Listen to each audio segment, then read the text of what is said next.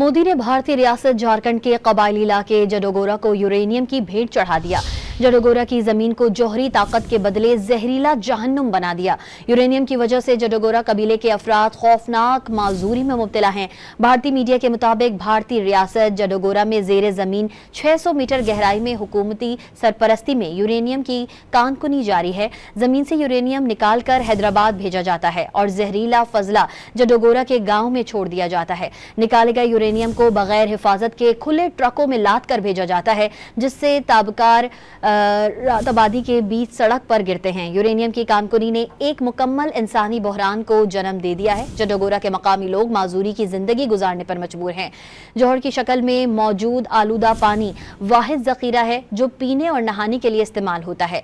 Uranium ज़दा पानी के असरात से बच्चों की माजूरी, जिस्म पर खौफनाक निशानात और आज़ा का नाकारा होना बड़े इंसानी अलमी की मिसाल है।